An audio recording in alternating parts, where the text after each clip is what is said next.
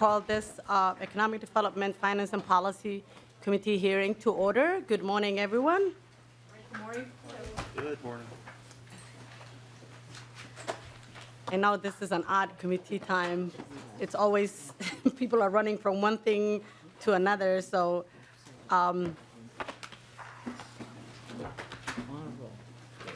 Vice Chair, I'm getting there. Vice Chair Hansen, have you had a chance to look at the minutes from February 14? Yes, I move the minutes for approval. Minutes have been moved. Any discussion on the minutes? All those in favor of adopting February 14 minutes, please say aye. Aye. All those opposed? Minutes have been adopted. Today, we will continue to have more presentations. We had presentations last week from DEED, and this week we have presentations from our community partners, and to just highlight the opportunities, the challenge, and the barriers, and how can we better work with community folks who are the lifeline for many of the times these nonprofits are the lifeline for our communities on the ground. The first presentation is with Dr. Bruce Corey. Please come to the testifying table, introduce yourself, and proceed.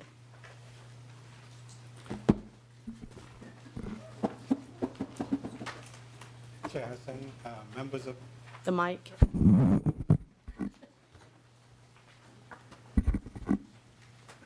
Chair Hassan, members of the committee, Chair Zhang, thanks for the opportunity and the honor to present some ideas to you today. Before I speak, I just wanted to point out two things. Last week I was at both these committees and I watched the interaction in both committees among people, and it gave me a lot of hope. For example, I heard Representative Koznick here say, we share the common concern about inequalities, and we have a different way of looking at a solution. And I think that kind of a dialogue, Minnesota needs to see, and America needs to see, because we're going through some times in this country where we have to operate with hope, with vision, with love for this country. So thank you for that. The second thing, Chair Hassan, is that about 10 years ago with Dr. Jean here, we did one of the most detailed studies of African immigrants and the economic contributions to the community. And we found out that there's so much of entrepreneurial energy with African female entrepreneurs, and they had different needs. And we brought the report to people in the legislature. We could get a hearing with, individual meetings with some people didn't meet us. But we had a bill then about funding African immigrant female entrepreneurs. It didn't go anywhere, but it took about 10 years, and you did it last session. But it is 10 years of lost energy. And that's what I want to talk to you, some big ideas about how can we tap into this energy. So the big ideas that I want to talk to you today is about, if I didn't introduce myself, Dr. Bruce Corey, cultural economist and cultural entrepreneur, professor of economics. This head and heart of mine are tied to these hands and feet, and one foot is in the world of academics, where I'm an economist and work with business programs, not only here, but also globally. Landed me in Ulaanbaatar and Coimbatore, India, working to develop solid business programs dealing with both adults and youth. The other foot is in the world of communities, the diverse communities of Minnesota that I have their trust and learning from them on a daily basis. One of my hands is into policy, and like here in front of you, but also you may have heard about the redistricting plan and the Corey plaintiff plan, and my work with the Small Business Administration and others. And then there's the world of practitioner. I led the Department of Planning and Economic Development for the city of St. Paul. And in that time, there were these mega projects like Allianz Field and Highland Bridge, and some of these big things that emerged. And through that period, when I took a leave of absence from my university, I showed that economic inclusion is possible. It's possible to bring your programs to the people on the street. And so those are some of the insights I want to share with you. So the big ideas that I want to share you is that this rapid growth of what I call African, Latino, Asian, Native American businesses, they are a powerful energy of economic growth in Minnesota. And how could we grow that? another idea is that we have within us a very powerful tool in leveraging government spending to grow these businesses. Then there's the need to invest in this business ecosystem I call the wealth building infrastructure, and every neighborhood should have access to that. And then we need to tap into this energy by removing barriers, and because these Alana, African, Latino, Asian, Native American businesses need to be connected. So what are the barriers to connection? And I'll share you some insights on that. And then what do we mean when we say build capacity, both for an entrepreneur as well as for the nonprofits serving them? And a very big idea about our perception, how we relate to these entrepreneurs as value, as offering value. Because that is part of the strategy, and tied to this, a strategy based on joy around cultural destinations, a concept of economic development pioneered by people in this room that you hear from.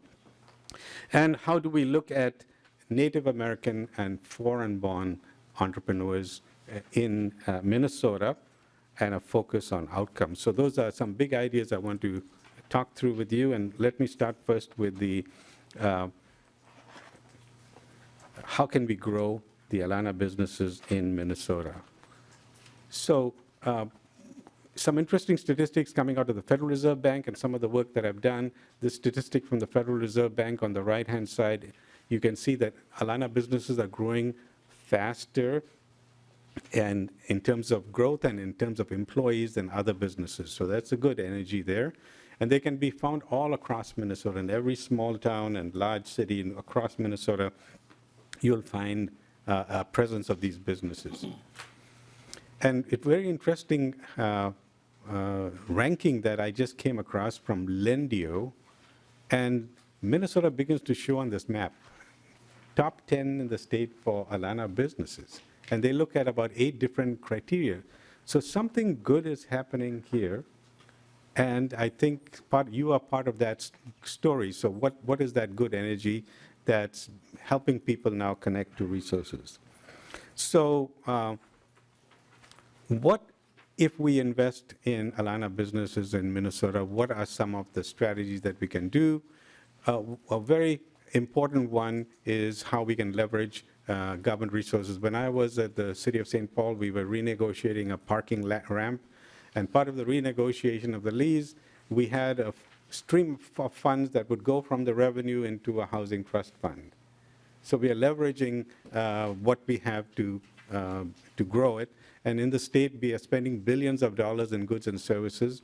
And this legislative body did something amazing last year.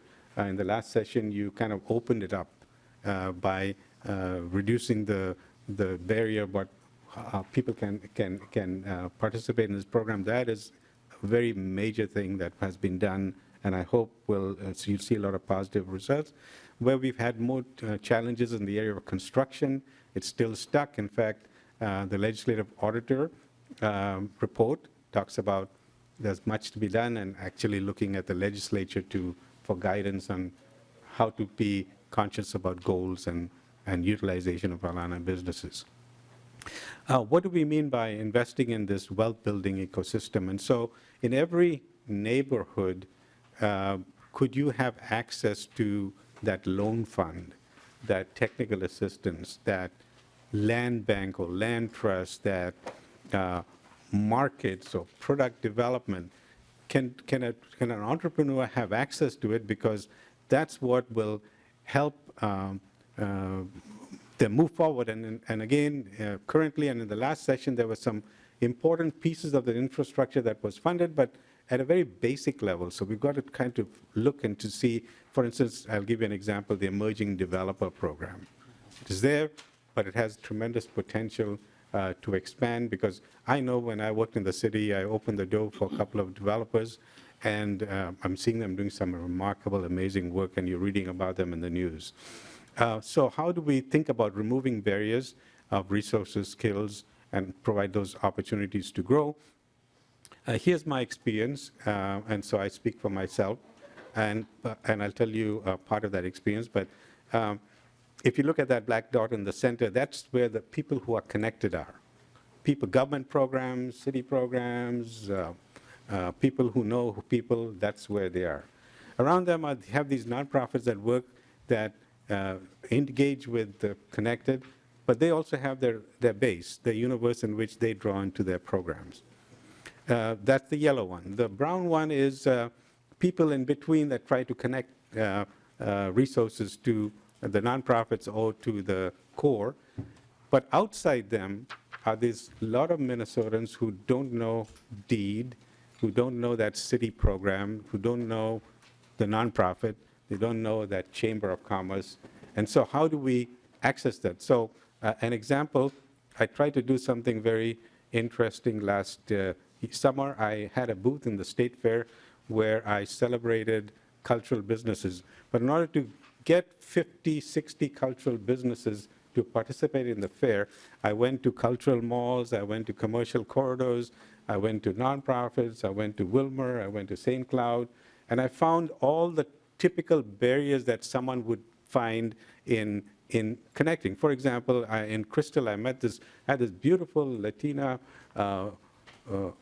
retail store, and I was trying to get her about, here's what we're going to do. I'm giving a platform in the State Fair where you can provide visibility for your program. I'm going to take a little video about you, and I'm going to show it out there. But I'm talking English, and she's listening with English not as a second language. So she started replying to me back in Google Translate.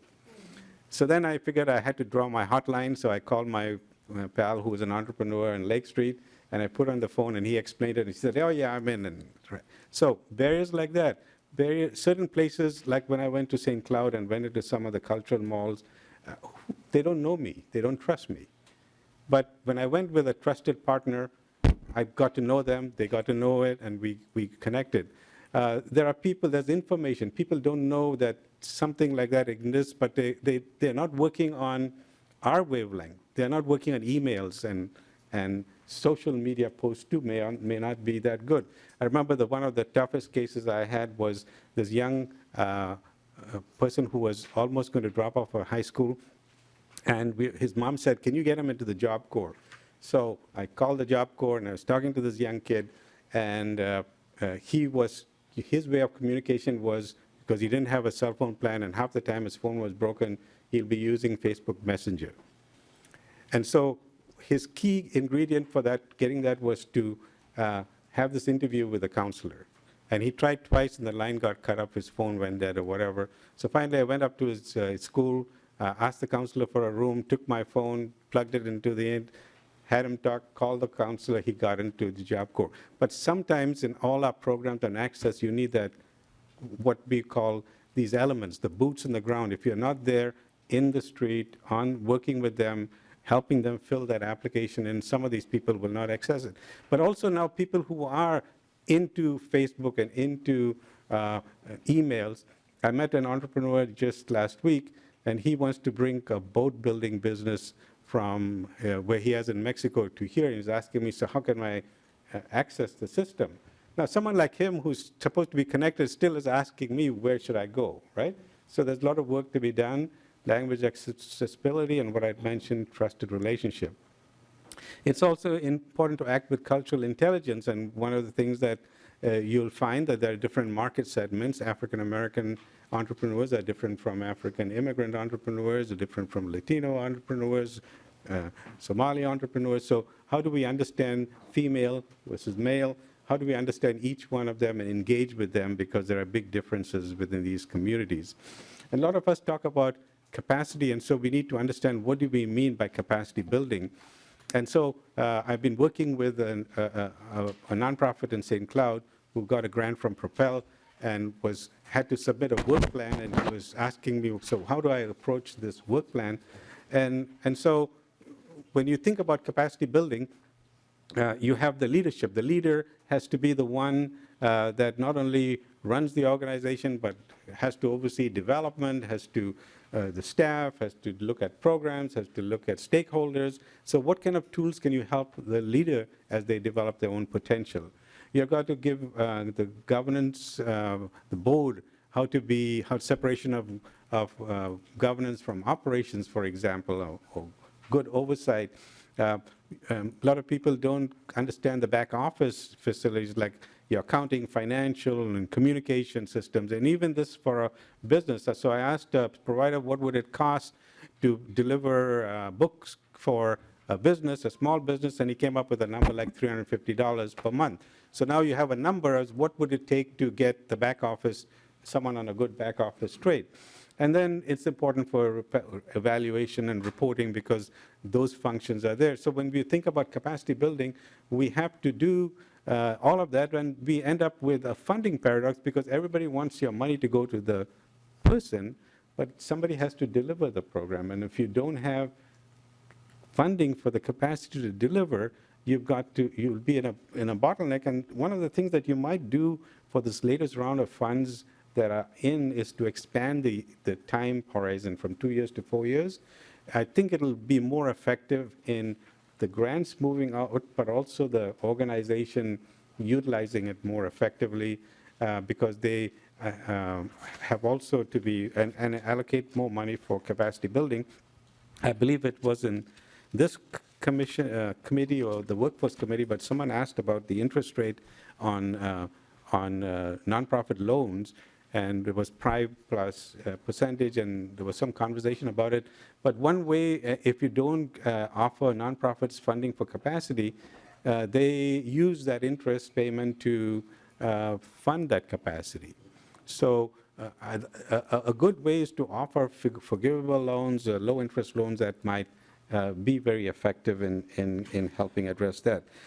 We also need to rethink the RFP. So I've sat into a couple of sessions where we had the RFP in place, and I'd get as much information if I read the PowerPoint. But I was looking, I'm an educator, I have to communicate to students all the time, but how could we, in that conversation, understand what's the main things about the grant and some of the things that might get in the way? But nothing works best than actually having a working session where people come with their application, they're sitting there, and they're applying and they're troubleshooting their questions right away. What am I doing wrong? And then the applications, because they have to do it the way they have to do it, there's a punitive element. That is, if you omit one little thing, your application's out. So I'll tell you the implications. So someone's asking me from central Minnesota, help me with this application. I write up a lot of things, but I tell them, you've got to take care of that checklist because I can't do it. But in the era of a small organization trying to make that checklist, they are going to make a mistake. And if you throw their application out, you have a problem. So make it small, applicant friendly. Something very big to me is the value of Alana entrepreneurs. And when I talk about it, I'm talking about it in a bigger context. In the context of all over the world, and you've seen the movie maybe recently called Origins, and they talk about the caste system in India, and you have racism here. In other places, it could be height. In the other places, it could be religion. But all these ways and mechanisms have a common mechanism, and that is you dehumanize the other. You treat the other person as a savage and as a thing, and when you dehumanize the other, you can even go as far as to exterminate and kill them. And so the denial of value is tied to that. Cultural institution, cultural values. And when you uplift it, and that's why I've been to various diverse communities of Minnesota, because they've seen this academic economist bring out a number that the Alana economy is $1.4 trillion, as big as the economy of Mexico, or their particular economies are this big. And sometimes on social media, there'll be someone who would say, hey, I almost always knew it, but now there's evidence that what we know is true. So celebrating the value of entrepreneurship and the value of a person is going to be very critical for movements of change, because you have to create this sense of belonging. Belonging includes allowing to be yourself, your full self, and allowing others to be their full self and being accepted. And it is very foundational. Some entrepreneurs have told me that when they go to take a loan at the bank, they go with a European American along with them because they have to communicate trust. And other people, if you may look that on their business card, they are the owner, but they don't list themselves as the owner because they're addressing some of the stereotypes that they run into. So when you break these barriers of value and value, you're going to unleash this tremendous energy. I was looking through the startups that were funded by Launch Minnesota, I believe that's the organization, and I saw so many small techs from our Alana communities in all kinds of different areas offering that energy to Minnesota. And this strategy of economic development that's pioneered by Dr. Jean that you'll be hearing from AEDS on Little Africa and Lake Street with LEDC and Little Mekong and in University Avenue, what we're doing is we are flipping the value as a deficit to value as an asset, because now an entrepreneur is so happy to celebrate their favorite dish with you, and you are enjoying it, and this is a strategy based on joy. And that was the insight I got when I was in the state fair. I engaged with about 1,500 Minnesotans from International Falls to Rochester, and I know them because I gave my business card and I talked to them what we were doing, how do you enjoy that cultural dish and how do you enjoy the different things. And what I found was there's a lot of, first of all, a lot of good people in Minnesota who want this to happen, who are celebrating it.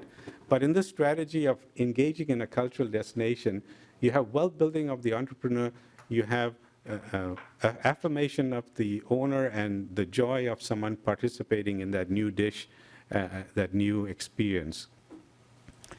And so last week when I was asked by people in the Blue Line to talk about a vision of cultural destination, I put this up for them, that when you take the Blue Line extension out from Brooklyn Park and ending up by the state capitol, it could be filled with all these different cultural destinations. And think about what an attraction it would be to visitors coming to Minnesota, where they can go along these lines and celebrate any part of the world. When I hosted these high-level Nigerian leaders at the university, one of the first things they asked was, where can we get Nigerian food?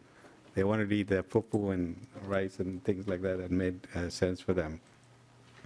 The other thing that is the big idea is, you know, when we go to a restaurant and we order a dish, and I recently had this beautiful West African dish,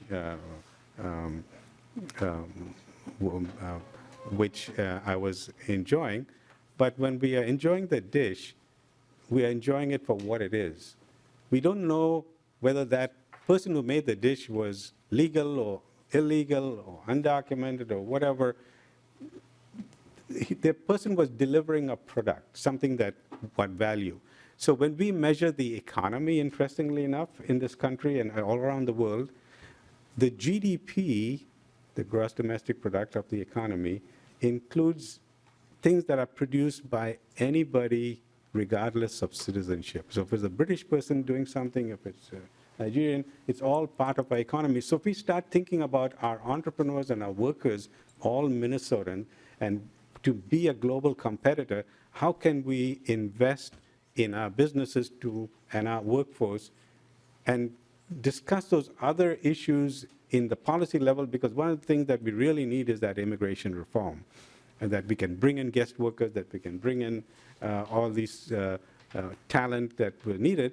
And we have to keep in mind that this is an interesting chart from the Federal Reserve Bank, where you can do different simulations. I took out one. This is foreign bond with at the 75th percentile income. So these are high-income earners. But interestingly enough, they're not earning as much. The darker shades are where you can earn more money. So think about if I'm a talented, highly paid foreign bond worker, I'll be looking to moving south of Washington to be able to enjoy the benefits of a better living. So we also face that pressure, the market pressure, that if we want people to come in, and in the workforce committee, I showed how there's this big gap in our workforce, even in our entrepreneurship, that is met by the Alana and foreign bond workers. So when we treat all as Minnesotans, we'll become a strong global competitor. And finally, we need to have a a diligent focus on outcomes to see results on growth in sales, growth in jobs, growth in employment. But we need also to have the data for it. And interestingly, the legislature or someone asked, and this report was produced by DEED on 169 economic development programs in Minnesota. So I went through it, and some of them have an Alana focus, some of them are not. Some of them have data, some of them don't. But how could we streamline all these programs, but also even to offer to the public? I'm glad I know I found a list of 169, but if you have that 1-800 number that someone says, I need help for this, they could be directed to the right program, and that document also has contact information of the program manager that people can go and talk to. So it's a highly important document that should be well circulated among people. And we also have to break up the outcomes by different groups so that we know where who we are serving. So those are some big ideas that I had to share. That is, we need to invest in this very powerful potential of economic growth, Alana, entrepreneurs. We can do it by building capacity, by a wealth-built, creating and supporting a wealth-building infrastructure. We can do it by treating everybody with value and with creating an environment that everyone flourishes in Minnesota, and we focus on outcomes in a disaggregated way. So thank you for this opportunity to share information with you. Thank you, Dr. Corey. And we're going to move on to the next testifier. But if you guys can hold the questions, members, and then we'll have the discussion on questions after we're done with the presentations. Thank you, Dr. Corey. Up next, we have Jean Galgello from African Economics Development Solutions. Please introduce yourself and proceed with your testimony.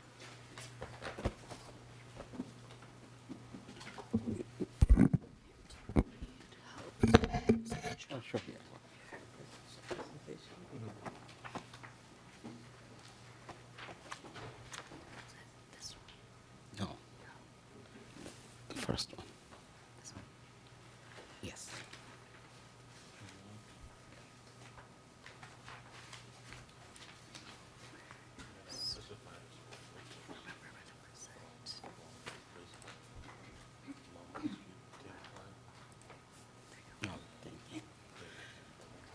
Sorry. Good morning, Chair Hassan, a member of the committee. Thank you for the opportunity to present, testify this morning.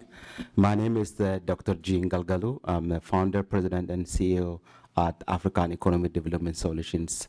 AEDS is a nonprofit organization that serves African immigrants in Minnesota. We are certified SBA micro lender based in St. Paul, but we serve state of Minnesota.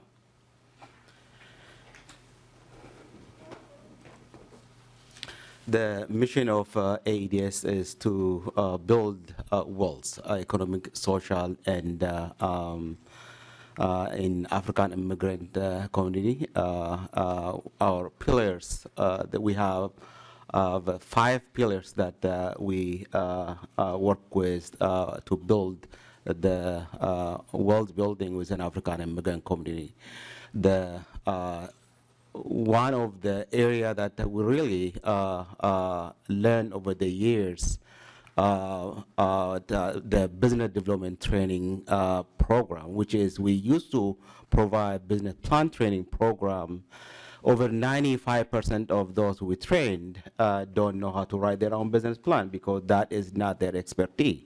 So we created a cultural specific training program designed for African immigrant, a foundation to give them a foundation of business training so how they can start and expand business in this country.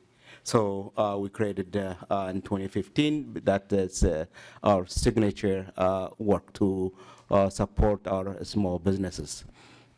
The other pillar is TA, Technical Assistance Program, where our businesses come for the training, and now they need hands-on support in different area of their need, which is in financial, in marketing, in licensing, in pro bono attorney. And those who don't have resources to hire attorney, they need a pro bono attorney, the marketing support. We do that for our small businesses, especially those who come not only as a technical expertise, they want someone who speak their language, someone who understands their culture, and they want to see someone who can even, even if they don't speak the same language, they want someone who can relate themselves with their cultural barriers. And I think that is the area that's a big impact in our community. And that's why we really exist as a nonprofit to support those who don't have that access. And the other pillar is lending. Dr. Corey earlier, he mentioned about the signature research. Actually, the African market study research is, if I can claim, we can claim that it's the only in, for sure for the state of Minnesota. Across U.S., we were asked to replicate that in D.C. area because of that need, the same research. That research showed that we know firsthand as a lender, as a small business support organization, the barrier that our businesses face. But that research highlighted what really the data show. Nearly 67% of African immigrants don't have access to loan fund. That's a lot. That's a big. With that level of not having access to loan fund, wealth building is just a dream. How can we make that reality? Was in 2015, after we launched, 2016, we say, what can we do? We know the data. We have the data. What should we do? We launched the first revolving loan fund campaign with the community, which is $10,000 goal to just build basic infrastructure for the revolving loan fund. We raised, it was December 16, 2016, it was a snowstorm. Nobody can get out. Very few people show up. We said, wow. Now we plan big, and we want to raise this funding, but few people show up. Those who show up, they raised over $12,000. That helped us to jump start that revolving loan fund. And in 2018, we became a CDFI and kept growing. Thank you for your investment last year on our revolving loan fund. I am really humbled to say that our revolving loan fund on aggregate over $6 million. That's bringing jobs and creating more jobs in our society. How can we grow that pie even bigger so more jobs can create it? So the other pillar is the financial capability in home ownership program that where a lot of our folks who come to our door, they either have no credit or low credit. That means they're not attractive to the traditional financial institution because they don't have credit. They don't have brand or they don't have any credit. And then also they don't have collateral to have attract the other lenders, financial institution. So we put in the financial coaching and give them a small loan for credit building so they can help them to build their credit. And the two areas that the majority of people build was is through home ownership and the small business ownership. A small business not for everyone. Majority of people, we expect that to, you have home ownership. Eventually, if we build the asset, you can have a generational wealth building through home ownership program. That is still a barrier for many people. Many people don't have access to that because of the lack of accessing loan funds for the home ownership because of the phase-based loan. The other pillar we have is Little Africa credit placemaking. I think Dr. Corey is mentioned about the cultural destination. Creative placemaking is about creating a space for people fit to the fabric of society. What that really means, when people fit to the fabric of society, they invest. They buy a house. They buy a building in your neighborhood. That means it's a fixed asset that revitalize the corridor and bring more business to the corridor, and also appreciate the value of the corridor, the neighborhood. I think it's also the research show that when people do invest and feel they're safe to the neighborhood, they succeed in business, in life, and the Little Africa Annual Festival does that exact. When we see in 2013, when we launched Little Africa Cultural Business District, now we had 2014 when we launched the first one, over 200 people show up. Last year, over the years, now it's over 10,000. That means that the vendors and the people come to the corridor supporting small businesses. So that is, another pillar that we support. Come to the funding that you supported us last year. And we are really grateful for your support. 1920s build, they call it the Old Farm Building in the city of St. Paul. 678 is Snelling Avenue North that we purchased the building. It was a vacant building for many years. And we want to make it a cultural entrepreneurship center. And the building have multiple. It's vacant for many years, and so it's abandoned building. So we want to, when building is abandoned, I mean it's a public threat for safety, and we want to make it as a business and cultural entrepreneurship center. So thank you. We have fully the funding is fully funded. Using your funding source and the philanthropy, City of St. Paul, we're grateful for City of St. Paul, and the construction started. Now we are scheduled to open, grand opening on August 4 at Little Africa Annual Festival. So, so the schedule is we're consulting with our contractors, and they are scheduled to finish it by that time. I want to say it was your resources, your funding, make it possible, this abundant building to be a center for cultural entrepreneurship.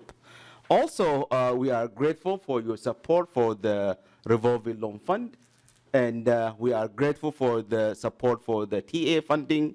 And as a result of the fund, we did contract with the deed, and the building, like I said, is ready. And for the support, you supported us. We've been providing, expanded actually our service to Greater Minnesota. Last year, we did nearly $2 million in loan deployed to our businesses, and supported over 700 small businesses, and also in housing 147 business in home ownership program. And also one really interesting part, the really interesting part is the business development training program. Our goal last year was to train 70, but we end up in training 195 individual in business development training program. What really that really means, there are more people are interested to be a business owner. That's give us hope. And also give us another challenge as an organization, because all those we trained need a loan. All those that we're training, there's a growing trend from youth to all age interested in small business. I think that, as I said, it gives us a hope. We have from City of St. Paul to Worthington. We have a client in Worthington, and we have a client in Rochester, and you give you that flavor of who we are serving. this interest, having people interested in business development training program and interested in loan access, which is that loan access is not accessible for everyone. The loan is not accessible for everyone. It's remain challenging because of this faith-based loans. People who cannot take interest faith-based loans is still there, especially the working capital loan is not accessible. There's no loan that exists at this point, working capital for faith-based loan. So that is a big bear we have seen, and for many years still is not solved. I think it's doable. Hopeful it's doable with investment. That can be solved. And what that really means is if we solve that issue, as a state, we are better off because those who, those businesses, they're not asking for handout. It's asking for loan that accommodate their faith. I think it's a business proposition. It's not anything else. So we have hope if we create that, we can solve that issue. I did talked about the grand opening. We are really grateful for your support. That would not be possible without your support. And also with your support, we did expand our service to Greater Minnesota. And our service is not only in Twin City, is we serve in Greater Minnesota.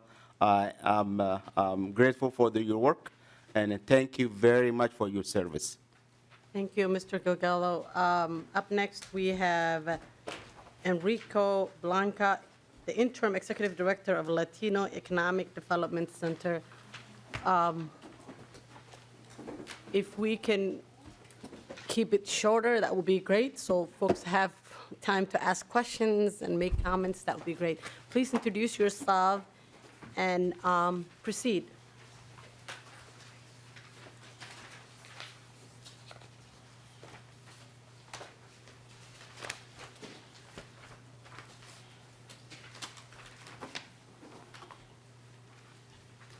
Buenos días, Madam Chair, Hassan, and members of the Economic Development, Finance, and Policy Committee. My name is Enrique Blanco, Interim Executive Director of the Latino Economic Development Center, or more commonly known as LEDC, and member of the Catalyst Coalition, a group of 7 BIPOC serving CDFIs. Thank you for the opportunity to address the committee. I'd like to start providing an overview of who is LEDC, a nonprofit Department of the Treasury certified community development financial institution, CDFI loan fund. Our mission is to empower Latino individuals, families, and communities through economic advancement, to transform our community by creating economic opportunity for Latinos. We're a Latino-led, fully bilingual organization, rich of lived experiences and nuanced understanding of our members, their cultural backgrounds, and their specific economic and business needs. Founded in 2003, LEDC is the only community development financial institution dedicated to supporting Latino entrepreneurs in Minnesota. For nearly 2 decades, LEDC has been serving, supporting, financing, and launching hundreds of successful Latino micro-entrepreneurs in the Twin Cities Metro and Greater Minnesota. Our core programs are offered in Spanish and serve hundreds of Latino micro-entrepreneurs annually. LEDC has played a key role in the Lake Street Commercial Corridor and other areas of Minneapolis-St. Paul area by delivering training, workshops, and one-on-one consultations. LEDC organized the Latino community to develop projects such as the Mercado Central and Midtown Global Market in collaboration with other sister organizations. In 2008, LEDC expanded its services to rural areas due to demand for services in small and mid-sized communities such as Long Prairie, Wilmar, Owatonna, Austin, St. Cloud, and Rochester. We work to bridge the region's gaps in culturally, linguistically appropriate business development services, often going above and beyond traditional services to act as interpreters and intermediaries when members face language barriers in working with government agencies or other commercial entities. As a CDFI serving Minnesota Latino entrepreneurs, our mission extends beyond economic development. It's about nurturing dreams and fueling the entrepreneurial spirit that thrives in our community by making capital accessible to Latino entrepreneurs to drive generational wealth. We provide access to capital through microloans, small business loans, technical assistance. We provide business development services through business workshops and trainings, coaching, and networking opportunities. And through our agriculture program, we provide technical assistance, business development, access to capital and markets, as well as specialized organic and GAP certification. Now, I'd like to highlight our 2023 key metrics. Our business development services team served 724 aspiring and current entrepreneurs. The lending team processed and approved 44 loan applications, which translates into $3.7 million in capital deployed to the Latino entrepreneur community. That capital deployed helped retain 150 jobs and created 157 new jobs in the state of Minnesota. Among these numbers, I'd like to highlight that my team provided capital for 3 entrepreneurs to purchase the buildings where their businesses had been operating for the last few years. We also helped a farmer purchase additional land where he'll produce his own vegetables to sell for the summer season. Now, I would like to highlight 2 businesses and their owners that were approved for capital by LEDC. Mr. Adan Candela, owner of A&D Car Detailing located in Hopkins, received a loan from LEDC to help with expenses in getting up and running his auto detailing business. I quote, "There are so many expenses associated with opening a business," Mr. Candela said. "Rent, remodeling, overhead equipment, it's a lot. But thanks to LEDC, I'm where I am today." Even though this is his first shop and has only been open for a month, Mr. Candela has lofty goals. Over the next 2 years, he hopes to hire between 10 and 15 employees and open 2 more locations. Madam Chair and members of this committee, I invite you to support Mr. Candela in his new venture. If you're looking to have your cars detailed, you'll get an unbelievable detailing job on your vehicle. In the heart of West Side of St. Paul, the brother and sister team of Ms. Diana and Mr. David Jimenez Bermeo, owners of Hills Floral. Our lending team worked with Diana and David through the underwriting process to get them approved for a loan and make it possible for them to purchase their building. I quote, "LEDC helped us with this dream," said David. "With the loan they provided, we were able to buy our own building and grow our business." LEDC has done a lot for us. We're even looking at opening a second shop in the Lake Street area of Minneapolis.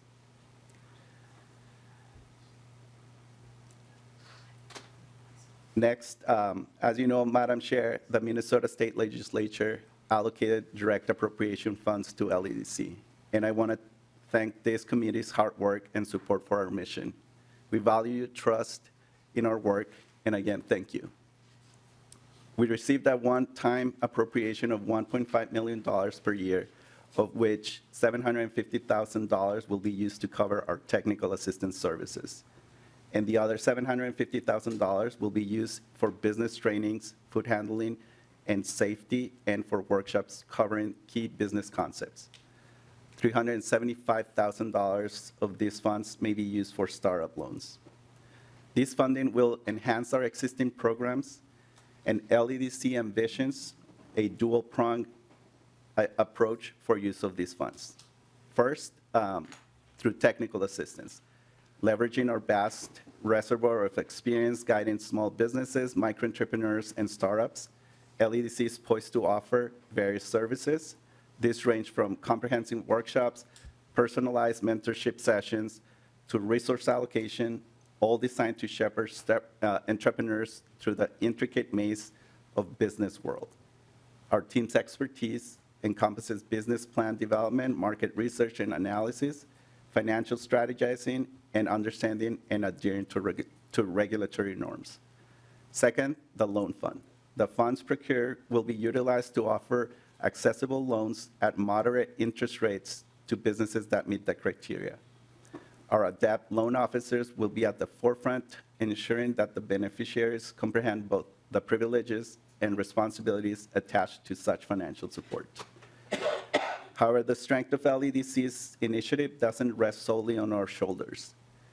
We are privileged to be in partnership with several esteemed organizations that share our vision and enthusiasms for this project, just like AEDS and Dr. Jean. Together, we aim to create a tangible impact, forging a brighter and more inclusive future for the Latino community in Minnesota.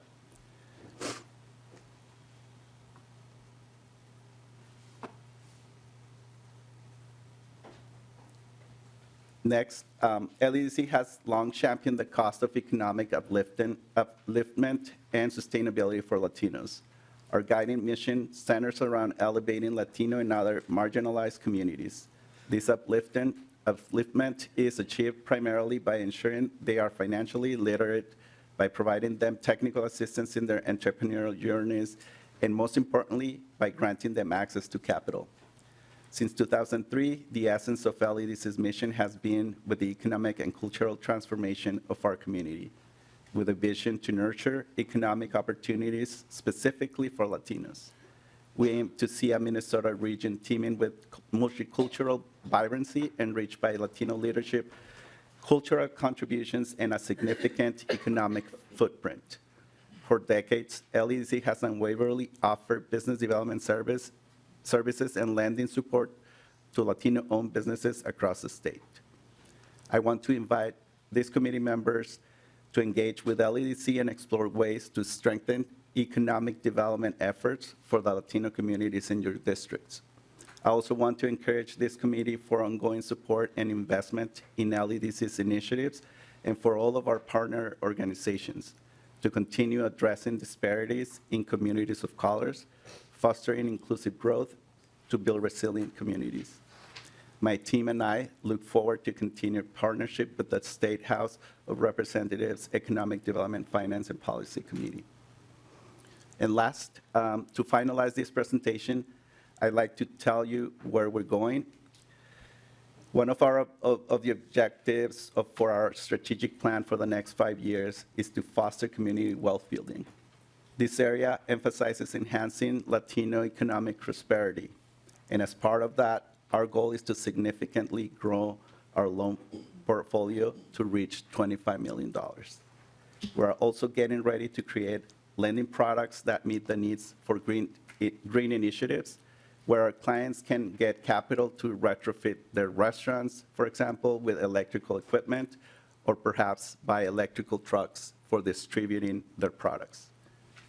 As part of our commercial real estate strategy, we have Plaza del Sol, a 30,000 square foot commercial building at 990 Payne Avenue in the east side of St. Paul, that we are in the process of redeveloping to house retail spaces and a food court and dining space for 4 vendors, a commercial kitchen facility that allows small food businesses, a new event center for family, community, and business events, providing multiple business opportunities for musicians, caterers, balloon vendors, and the like. The second floor will house our office suite, and that's where we will be moving in, hopefully by next year. Another commercial real estate project we have is the Bymore building, also in the Payne Avenue corridor.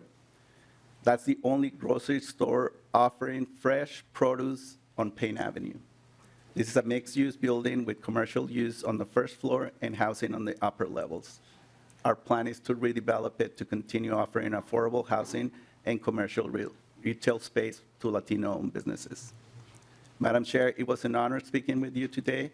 I hope you came away with a good picture of the work LEDC does in the Latino community. And I'm happy to answer any question from you or the community members. Thank you very much. We'll hold questions and then continue with the presentations. Up next, we have May Tao, President and CEO of Hmong American Partnership. Please introduce yourself and proceed with your testimony.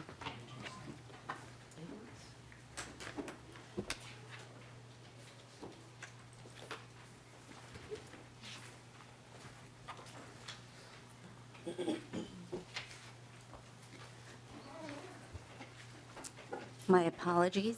I'm a little short, so I have to adjust the seating. Good morning, Chair Hassan, Vice Chair Hansen, and members of the committee. My name is Mainza Tao, President and CEO of the Hmong American Partnership, otherwise known as HAP. Thank you for the opportunity to share my testimony about HAP services and the impact we have in the community. And specifically, HAP was invited to speak on our workforce development work alongside our economic development work, which I am in agreement because I always tell folks you cannot talk about economic development without talking about workforce development as well. Thanks also to Dr. Corey and our fellow CDFIs who have spoken before me, because they will be reinforcing everything that they have said, data points, research that they've shared reinforces my presentation as well. I'm just going to zoom in your presentation really quick so we can get full screen. Oh, perfect. Thank you so much. For over 30 years, HAP's mission has been to help our communities achieve their potential by providing holistic, culturally relevant, wraparound services that help people move from poverty to prosperity. HAP is the largest Hmong-led and Asian-led organization in the state of Minnesota, serving over 30,000 people annually. Since 1990, we have helped fuel Minnesota's economy by placing thousands of people into jobs through our HAP Academy OIC and supporting business growth through our CDFI services in business microlending, technical assistance, and business development planning. We fulfill our mission and achieve our vision through an approach that is grounded in the lived experiences of the communities that we serve. HAP programs are mission-driven and empower the voices of those marginalized to equitably participate in more just and inclusive society that honors their rich cultural heritages and supporting them to their full potential.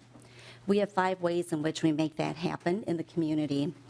Through our HAP Academy OIC, we provide jobs and career training, job placement, other workforce activities to over 4,000 people a year, spanning from youth as young as 13 years of age to adults in their second phase of career. Our CDFI services provide hundreds of hours in technical assistance to emerging, new, and expanding businesses. HAP was the very first Hmong-led organization in the nation to receive CDFI certification.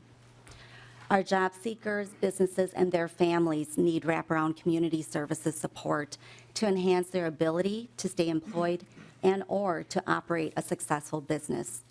As such, our third impact area, community impact, provides a holistic approach that delivers services that include mental and chemical health programming, housing stabilization, MNsure health access services, COVID-19 post-pandemic responses, and more. Our social enterprise, HAP Transportation, began 15 years ago in response to transportation challenges in our communities. Each year, we safely service over 2,500 school-age students to and from school. Social enterprise revenues enable us to stay innovative and competitive with unrestricted funds. And finally, our Hmong National Development serves as a subsidiary of HAP and allows us to convene Hmong leaders from across the nation to share and replicate programs and services that positively impact the Hmong community. Our impact areas deliver their work through a strategic impact system, which frames the challenges and opportunities from an intentional stance. We know that the importance of a mission and the programs that are developed are only impactful when we can explicitly ask, why is having impact important to our mission? What is the impact that we need to make? And how will we know we were impactful? And when we pose these questions to our employer and business partners, We know that racism and classism have had significant impact on employment rates, company hiring practices, and have skewed employer expectations of the communities that we serve. It is projected that the Asian American population in the United States will double in the next 40 years, making up 6% of the population and the workforce. This projection holds true here in Minnesota, where Southeast Asians, and specifically the Hmong community, will continue to double. Currently, more than 4 million of the U.S. Asian population, or 1 in 5, live on less than 200% of the federal poverty level. The Hmong and other Southeast Asian communities that have services fall into this statistic. For over 30 years, HAP has been a trusted messenger and partner of the community, government, business, nonprofit, and educational institutions to reducing economic and employment disparities by providing clients with culturally informed job skills training, access to certification and training, wraparound support, and post-secondary education. We're proud to be a trusted partner of the state of Minnesota through our DEED grants to ensure that this fast-growing and diverse workforce will help propel Minnesota's economy to be one of the best in the nation. I'd like to share with this committee the impact of the state's investment in HAP in the communities that we serve. Our HAP Academy OIC provides workforce activities, which include being a trusted partner of Ramsey County's MFIP services. This chart illustrates HAP as a leader at 90%, exceeding the county's target for exiting our clients off of MFIP into full-time jobs. This is a huge win in our communities. And having staff and services that can meet the cultural needs of the community is critical in job placement and job sustainability. This slide illustrates the number of MFIP participants we served last year. Directly, we may have served 870 individuals. However, it is important to note the indirect impact that we have had within these households, which is so much more significant. When the job seeker is able to feel emotionally and psychologically ready to work, the win-win is for the entire household. When the job seeker has the support dollars to pay for behind-the-wheel training or housing support, we know this goes a long way for the rest of the individuals in their household. On average, we have indirectly supported over 3,400 individuals in this service area. We provide MFIP clients with support service dollars that are allocated to HAP. Last year, 80% of those support dollars were in transportation costs. The remaining 20% were in housing support and laptop or mobile device support. The average wage is $17.09 for those who were placed in jobs last year.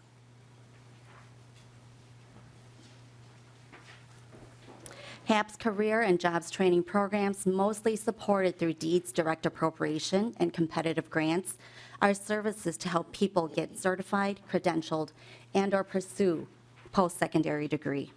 We attend several outreach events each year, reaching over 4,000 people.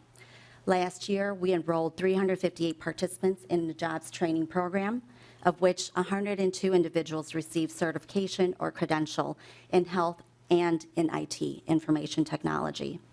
In total, we spent over $71,500 in support services, such as payment for books, exams, job clothing, and housing support.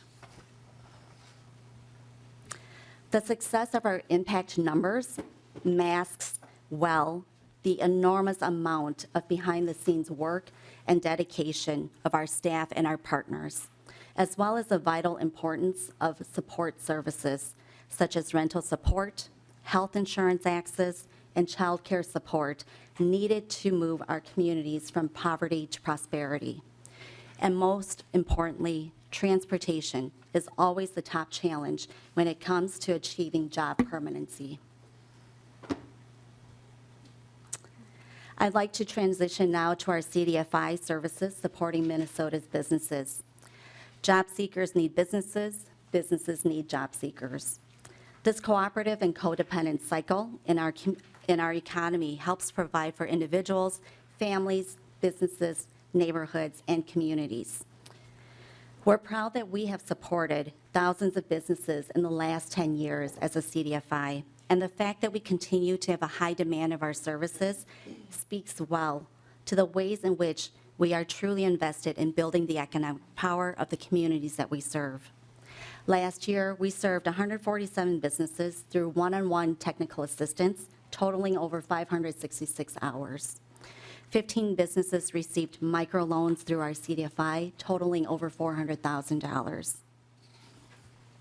Annually, we reach over 550 businesses through outreach events.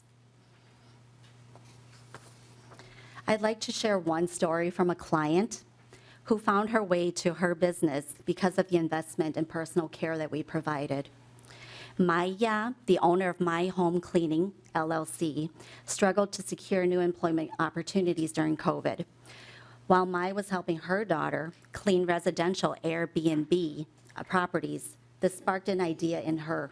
She too could create a residential business cleaning business. However, Mai faced credit obstacles and was unable to secure traditional financing. HAP reviewed her situation, aided Mai in formulating a comprehensive business plan and financial projections. HAP even orchestrated a strategy that not only addressed her financial needs, but also enabled her to acquire new equipment and bring on new staff. Through the collaborative efforts of Mai and HAP, My Home Cleaning LLC not only overcame financial barriers, but also achieved significant growth, transforming her initial struggles into a success story of entrepreneurship and resilience. In this post-pandemic era, we find ourselves in familiar and new territory.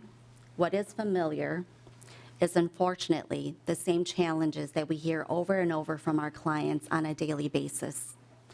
The move towards prosperity is riddled with confusing pathways to just get one's basic survival needs met. What is new to our work and to our communities is both exciting and yet uncertain.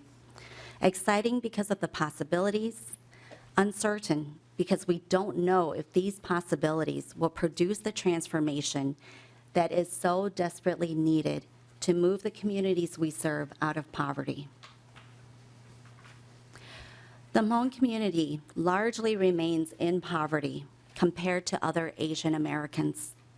Although we will commence 50 years of resettlement in the United States in 2025, the Hmong and other Southeast Asian populations we serve, such as the Karen, the Burmese, the Nepalese, they continue to have higher rates of poverty, higher than the entire US population, and compared to whites and to the Asian average.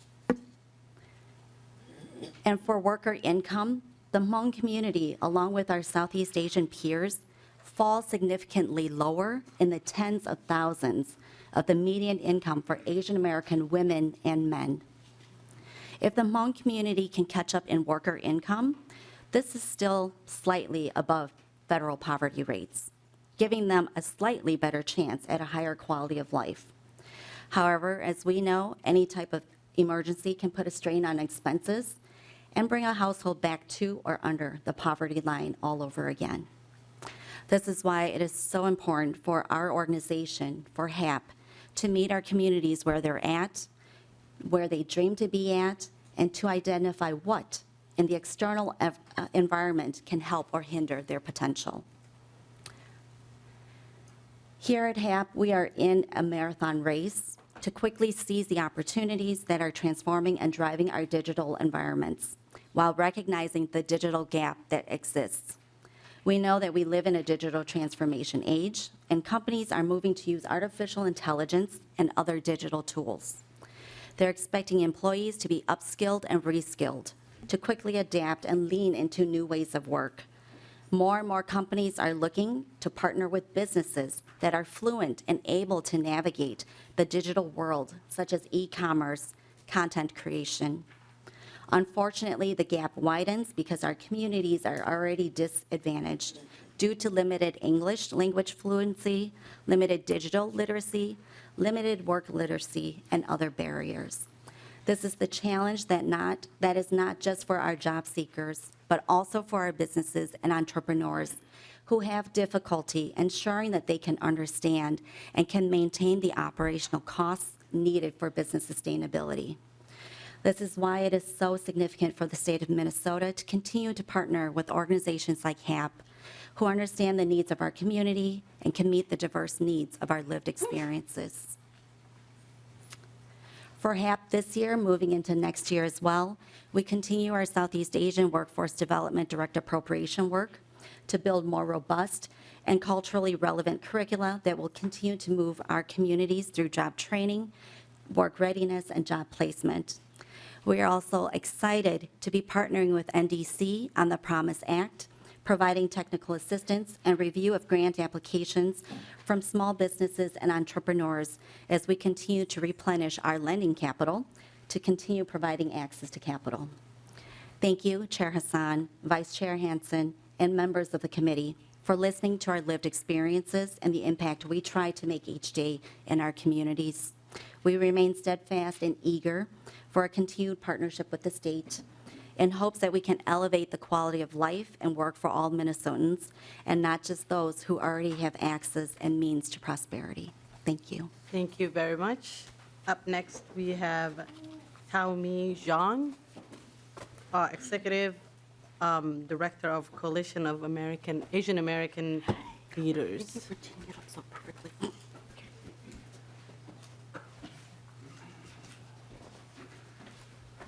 Please introduce yourself and proceed with your testimony when you're ready.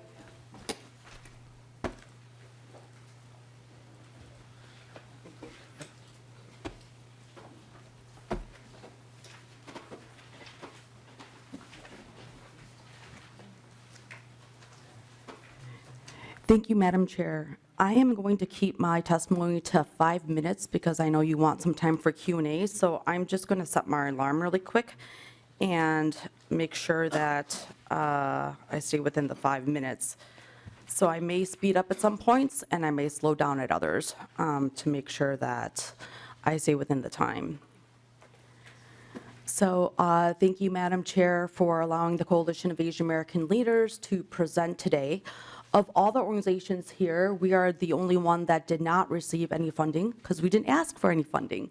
But we did advocate for the Nonprofit Infrastructure Grant Program, which Cal led the initiative in 2017 to ask for funding for small culturally nonprofits. And at that time, we asked for $3 million, and we got $500,000 for the biennium.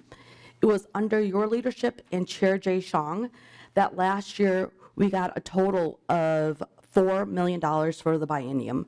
So I want to thank you. After 6 years of advocacy and evidence that this program actually does help create wealth and also work opportunities for culturally specific nonprofits as well as our communities, we were able to get closer to our goal of $3 million per year. How do I move the... So I'm going to tell a little bit about our mission. The Coalition of Asian American Leaders is a cross-sector, cross-ethnic, and cross-generational organization built on harnessing our collective power to improve the lives of our community. This is a photo that was just taken yesterday with Representative Chair Shong and Representative Cha and their constituents. They're business owners and entrepreneurs. Our vision is to help make sure that Asian Americans are at the decision-making table. And this is an event where we had a candidate forum with school board members. I just wanted to share a little bit of our demographics to give you context as I make 3 important facts that I want to share. One is that Asian Americans make up about 6% of the population right now, if you include biracial Asian Americans. The top 3 largest Asian ethnic communities are Hmong American, Asian Indian American, and Chinese American. And the top 3 metropolitan cities is pretty straightforward, but what I want you to focus on is the top 3 greater Minnesota cities: Winona, St. Cloud, Duluth. And in 2017, when we got the bill passed, it was actually led by the minority. So it was under Republican leadership that this bill passed, and it was Senator Miller and Representative Garofalo who passed the bill.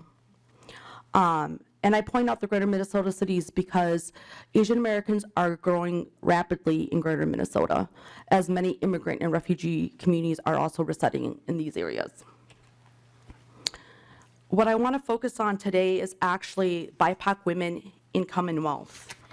And the reason why I want to focus on this is the Coalition of Asian American Leaders has 4 policy areas: education, economics, immigration, and anti-Asian hate. And based on our economic work, we found that women of color, over their lifetime, will lose $1 million in income. And this has been reported nationally, and it has been reported locally by the Women's Foundation. $1 million in our lifetime. I just want you to keep thinking about that, $1 million. And this data says that Minnesota is a leader in women's workforce participation. So even as a leader, we still don't make as much as men. And then specifically, BIPOC women persist in wage and wealth inequalities. You've heard that from the previous speakers, so I don't need to go into more detail. But I do want to highlight that while women on average make 81 cents in wealth for every dollar a white man earns, Latino women make 57 cents, and Black women make 62 cents for every dollar. Now, the data shows both nationally and in Minnesota that Asian women in the aggregate make 92 cents for every dollar white males earn.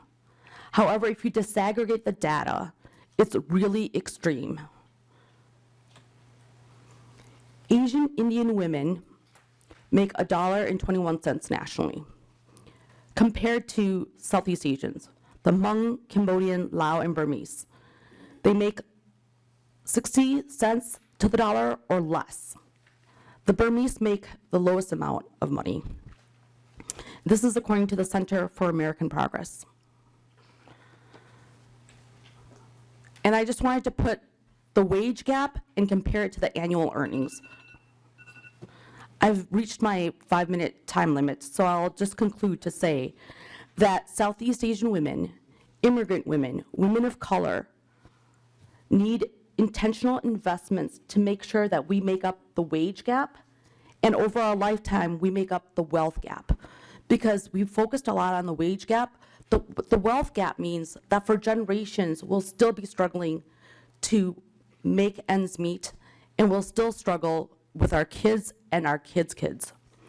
And so I'm just going to conclude to say that Cal has a Stronger Together program, and we have grantees of micro businesses because actually there's more micro businesses than small businesses in the Asian American community. And we serve businesses across the state with a small pool of funding. And Asian American women are the fastest growing demographics of entrepreneurs, but they've been highly discriminated against based on COVID. They've experienced a great deal of anti-Asian violence. And so, and compounded with that is the model minority myth that only certain Asian Americans deserve funding, or that Asian Americans, in fact, don't need funding at all. And so fighting these stereotypes actually compounds the reason why in 2020, the Women's Law Center said Asian American women suffered the longest in terms of coming back into the economy for over 6 months, and were the most, suffered the most disparities in income as a result due to language, the types of jobs that they had, as well as diverse language abilities. So with that, I want to close to say thank you so much, Chair Hassan and Chair Chong, for making a record number of investments last year in our BIPOC communities. And I hope that those resources will be intentionally given and serve BIPOC women and immigrant women businesses. Thank you. Thank you very much, Director Chong. Now we move to questions and comments. Oh, Rep. Katisa Utun. Thank you, Madam Chair. And to the speaker who's still at the testifiers table, thank you so much for sharing some of this data. You finished talking about the importance of aggregated versus desegregated data, and this has been a conversation that I've heard more of from the education realm, and some of the data that the Department of Education has collected over the years on the wealth of diversity that we have here in Minnesota, but particularly amongst our Asian communities. And I'm hoping that you can maybe explain a little bit of like the impact, if it's similar, some of the pushback from some of the Asian communities or ethnicities who were maybe at the higher end of the economic wage range that you detailed earlier, versus some of the folks in lower in earning ethnicity in the spectrum of our Asian American communities, and just give us a little bit more detail on that. Sure. So Cal did help to push the data disaggregation bill in 2016 with MDE, and we continue to work with them on data disaggregation, and now working with Minnesota Department of Health as well. The pushback, I would say that the pushback is, the perception is that it will have a negative impact on folks who are doing well based on affirmative action. But it's not been proven. It's just a perception. However, what I want to say is for our Asian American community, the beauty in our Asian American community is that we're so diverse. And I would only hope that I could reach the income, have the parallel income benefits as our Asian Indian community members. And so we should be very proud that we have communities in the Asian American community who are doing really well. The challenge is that the picture is much more complex than just an average, that some communities, because of how they've come to the United States, are faring much better than others. And actually, Sahan Journal dug deeper into this, and I can't remember when they reported on it, but looking at how different Asian American groups came to the United States impacts their success economically.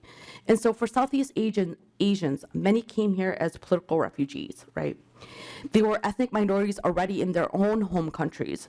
And so coming here without infrastructure and without the support of a home country, their success and their understanding of using the infrastructure that exists in government will be very challenging. On top of which, it was their very government who persecuted them, right? So trust of government is very challenging. And I know, Chair, both you and Chair Shang understand this very well because you're both political refugees as well. And you experience this, that government, although it should be a source of support, oftentimes can also be a source of persecution. Thank you. Follow-up? Thank you. I really appreciate that that statement and just a little bit more information and background on that specific issue. Madam Chair, if I actually may ask a question of Senor Blanco as well? Absolutely. Okay, thank you. Senor Blanco, thank you so much for joining us today. And I had read a recent article in the Star Tribune over the weekend. I think it was in Sunday's paper. And so it was about migrant workers and the number of folks who are coming from various parts of Latin America. And that specifically here in Hennepin County, some of our shelters, family shelters, are reaching up to 5 times their capacity, specifically with Latin migrants. And I'm curious, as a CDFI, and I mean, supporting the folks who are here and have maybe not come to the United States or Minnesota very frequently, is there any outreach, or do you do any sort of partnership with some of the organizations that can help these refugees apply for asylum, potentially find work, start building, and trying to support our economy as they establish residency and citizenship kind of in that path? And I'm just curious what possibilities may lie there. Yeah, there's LEAC's always been known for being a partner with organizations, and we continue to do that. Our focus is, as you said, as CDFI and lending or access to capital. But as Latinos, knowing that our brothers and families are coming in here and are facing those situations, certainly us knowing about a situation like that would trigger us to go and have a referral to one of our friends or partner organizations. In the realm of immigration, it's certainly something that we don't deal with, but we do have partners like the Immigrant Law Center or other pro bono attorneys that are in the immigration services practice. And so for us, it's very important for them to be receiving the services that they need as new immigrants and being citizens of our community. And at the time that they get all those basic needs addressed, then they're probably going to start looking for a job or something. And entrepreneurship is the path for them to enter or to provide for their families. So at that point, that is when we're certainly more capable of providing them with the services that they need. And in terms of if they want any of our training classes or workshops, we'd be happy to support them and help them navigate the business ecosystem here in the state and in the cities. But yeah, I mean, we work with everyone and we do referrals to the ones that can better assist them. Thank you so much Do you have a for that. follow-up? No, I just wanted to send my gratitude to the work that you do. I actually used to work with migrant workers when I was first out of college in Wisconsin, and I mean, this all the presentations today have detailed so critically for us just how much of an economic benefit and a community benefit our immigrants are to not only Minnesota but to the United States. And I just appreciate all the support that's being provided to these communities. Thank you. Thank you. I want to be respectful of people's time. We have one more question, and I have an announcement to make. So if we stay 5 more minutes, I hope that's okay with everybody. Rep Weiss, go ahead. Thank you, and I'll be brief. I'm really excited about the potential of all of these investments that we made over the past year, in addition to creating our permanent Office of New Americans, where we can work with your organizations and with so many immigrant communities to make sure that they're integrating into our workforce in a really efficient way, creating a funding stream to make sure that they have the resources to get that work authorization as they come. And one of my favorite websites that I just have to plug is maptheimpact.com, where you can go state by state, you can go county, metro area, you can really crunch the data how you want, but it talks about, how many immigrant entrepreneurs are in the different areas. And just looking at the state of Minnesota, the most recent data was that there are over 24,000 immigrant entrepreneurs in Minnesota. Immigrant spending power is $14.1 billion, 5.2 billion taxes paid.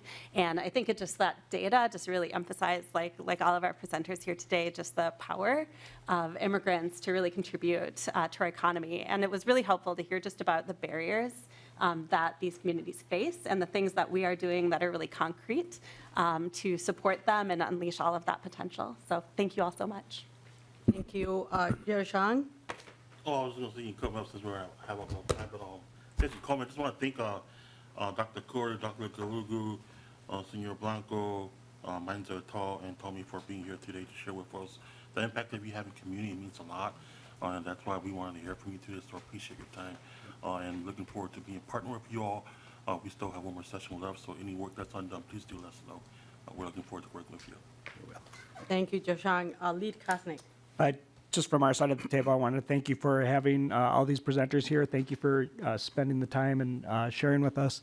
At the beginning of the session, we had a workshop on the second day, and that's where I kind of found it impactful when you actually look at the numbers.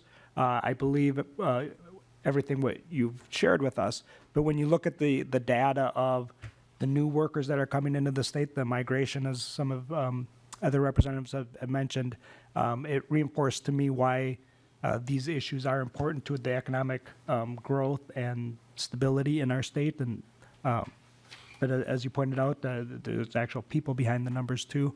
And so encourage your members, and maybe we can, at a later time, take a look at those numbers as Economic Development Committee and the Workforce Committee, why this is important to look at it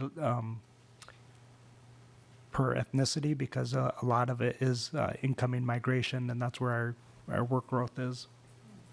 Thank you, Lead Costing. Thank you, everyone who presented today. This was really good information, and I encourage folks to take this packet with you and read more when you have spare time. There's 2 announcements we have. We have a joint hearing tomorrow with Children, Youth, and Family Services, 8:30. I know folks may have some other commitments or committee times. Please attend if you can. We also want to have a hearing next Wednesday. And, right? No, we don't have a hearing. That's what I said. Okay, I'm sorry. Did I say we do? No, I said we don't have a hearing next Wednesday. But I encourage you, if you have the time, to come tomorrow at the joint hearing. We're addressing the childcare crisis, which is, neatly connected to economic development, because we're hearing from everybody everywhere that there is a child care crisis, and we need to really address that and look at it in the perspective of how is that connected to economic development. With no other businesses, this committee is adjourned. Thank you.